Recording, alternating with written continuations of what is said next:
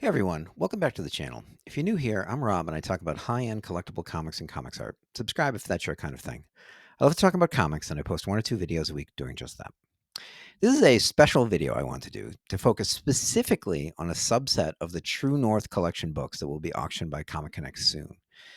I don't track PGX books in any special way, like at all. I just ignore them, basically. Sorry. Let's just get that out of the way first. That said, I do pay a lot of attention to auctions, all the big auctions, as you know, and I rarely see PGX books come up for sale in those auctions. They may sell at other auction houses or, through dealers or whatever. There might be a dealer that specializes in PGX books. I have no idea. I just don't see them at the big auction houses. With that in mind, seeing 6 Silver Age Mega Keys coming up for sale at ComicConnect in PGX holders was one of the great surprises I had when I started to look at ComicConnect event auction number 63. It got me thinking that this is like the biggest cache of PGX books I've ever seen, at least in terms of value. So, in advance of the larger video I'm going to do on ComicConnect event auction 63, which is going to be a really fun one, I'm going to talk about these books in the context of them being like wildly expensive PGX books. I'm going to go through the books, take a look, and then figure out what they'd be worth if the grade transferred equally over to a CGC holder. Is this an arbitrage moment? Could you make like 10, 15, 20, $50,000 on one of these books? I don't know. Do you dare take the plunge? I don't know. Some of them are actually pretty solid. Some of them are less so, I think. So yeah, let's take a look and let me know what you think. I mean, let me know what you think on each and every one of these books, like how the grade stands up, etc. Whether or not you'd pull the trigger. Hopefully, I'm not like blowing up anybody's spot, and they were gonna like make $100,000 by flipping a book from a PGX holder to a CGC holder. But I don't know. If I did, I'm sorry. A big caveat before I get started. I want to point out that you can't accurately grade a book from a scan, and honestly, you can't really grade a book in a holder necessarily, right? There are things that happens between the plastic, the layers of plastic, and the light that will hide certain defects. So, this is not me grading these books. This is me having an opinion on whether or not, in my estimation, they match the grade on the label. And I could be wrong. I'm probably wrong, but we're having some fun. We're speculating, but it's purely for laughs and a little bit of setup for a follow-up video where we can look at the values relative to a CGC grade after these books sell. So I just want to get that out of the way in advance. On with the show.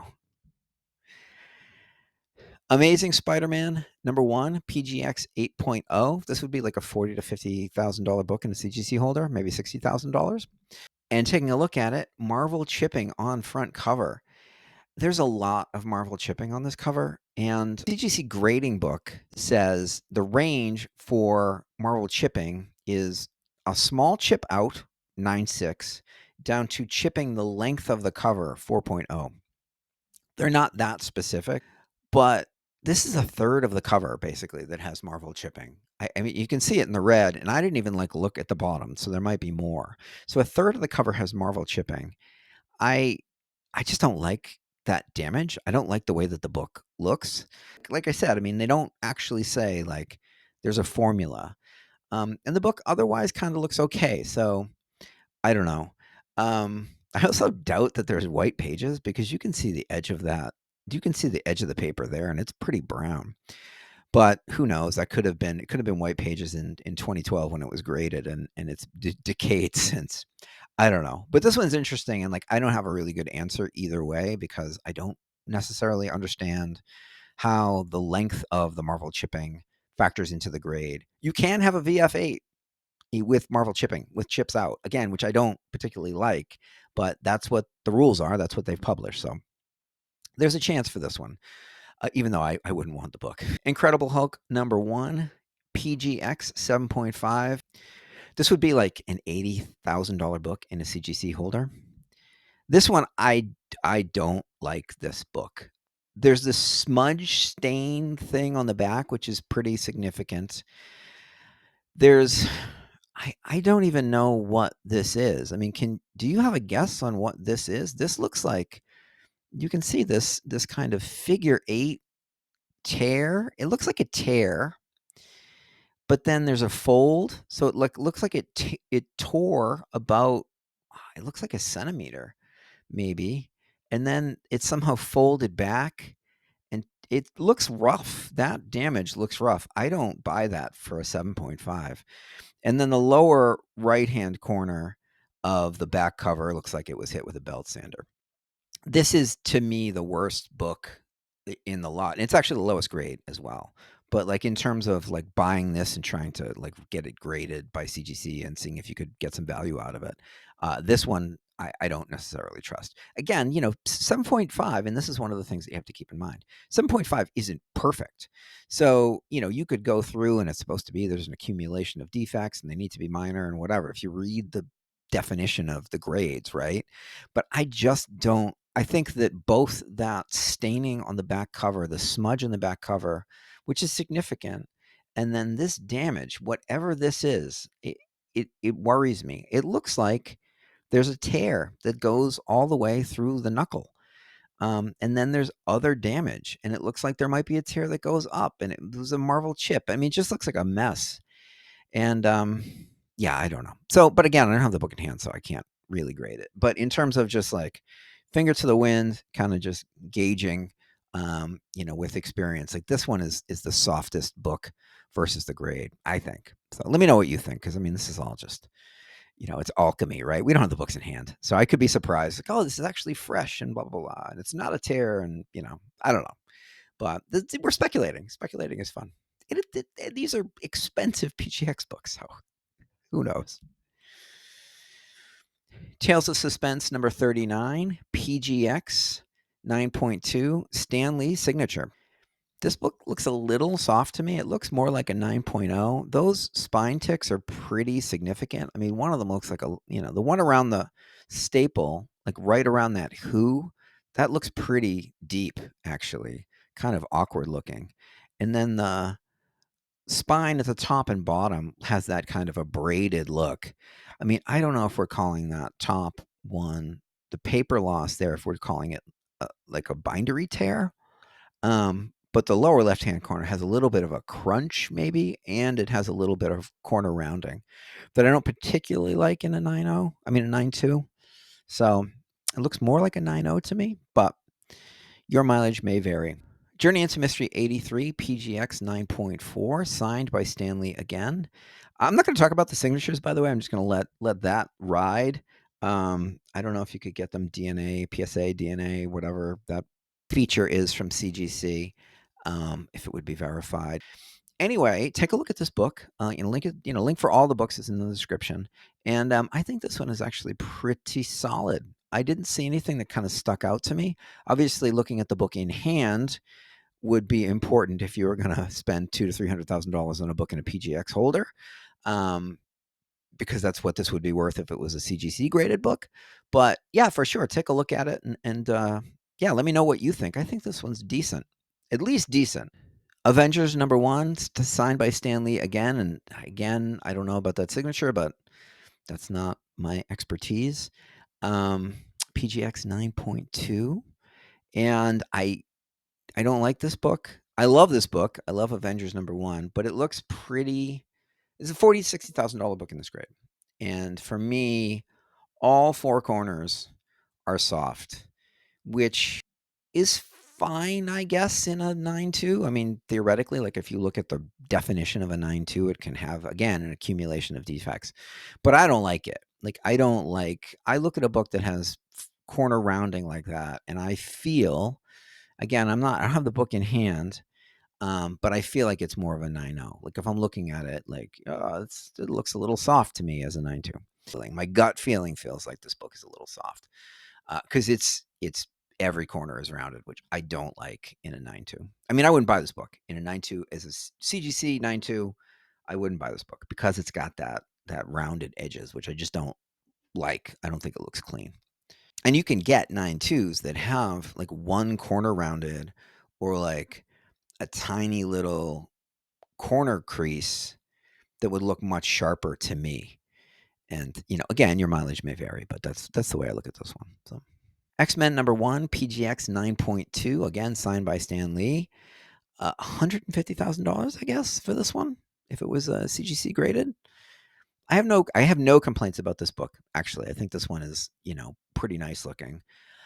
Um, I'd love to see it in person, but yeah, taking a good, some of the other stuff, like things just stuck out to me as being something to mention and or things I didn't like.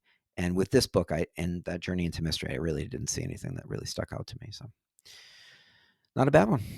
This would be a $60,000 to $80,000 book if it was CGC 9.6, which is a long way from where I was bidding on these things, which is cool. Cool to see. You go, Daredevil. The only problem I have with this book is the upper left-hand corner, which I don't like for a 9.6. They could be calling that a bindery tear, and I can't really see, but it looks less like a bindery tear and more like it was a bindery tear at one point and it's softened over the years. Otherwise, the book isn't that bad. But for 9.6, you know, otherwise, yeah, it's a solid book. And it's actually pretty well centered. I mean, it's not horrible for a Daredevil #1. As you can see, like it's square. The one and the Comics Code Authority box are like not chopped off. You can read Marvel on the left, so it's actually a really nicely structured book. It has good production quality, so that's a cool one. Yeah, I just don't like the upper left hand corner, which is nitpicking, but that's what you do at 9.6. You have to nitpick. X-Men #4. This is graded much more recently. PGX 9.4. And it's $15,000 to $20,000 book. And again, I think this one is actually pretty decent. This is not a bad looking book at all. So, and this one isn't quite breaking the bank if you want to take a run on this one. So interesting. And with that, we're done. I just wanted to share these in this context and revisit this after the auction is over and see where they ended up relative to the value that I kind of predicted. It's not a strong prediction because it's difficult to predict with these books. Sometimes they don't sell for years at a time. But it'll still be interesting to look back after the sale at these specific books and see where they ended up relative to their CGC associated grade and value.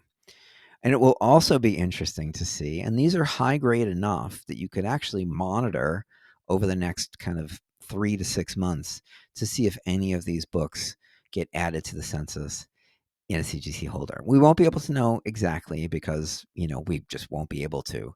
But you could guess certainly if there's a new, Journey into Mystery 83 9.4 added to the census in a few months, and then it comes up for sale, and then we could actually tell because we could compare the books. But yeah, it'll be interesting to see. So I have a video on the Comic Link auction that opens next week, which has an incredible Captain America run, which I'm going to spend a lot of time talking about. Following that, I have this ComicConnect 63 event auction to talk about. I have 2 auctions from Heritage to talk about, which are incredible. I have a podcast episode coming up. We're going to talk about things like the True North collection and the Ruben Blades collection, and actually my own stuff, like these kind of named collections that are from the secondary market and why I think they're so much fun. And I'm going to share some personal anecdotes about going through that process, getting a page in one of their catalogs, etc.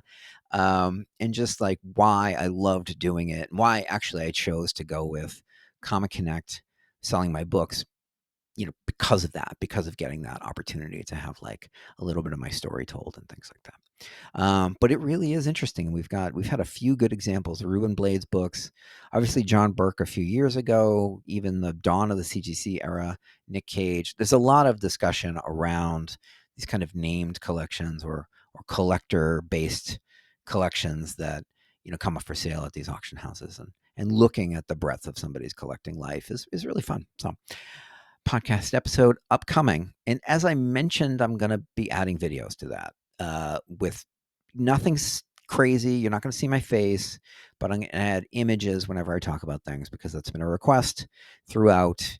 And yeah, so that'll be fun. And so I'm going to be busy over the next couple of weeks doing all of that. And so thank you. Thank you if you made it this far.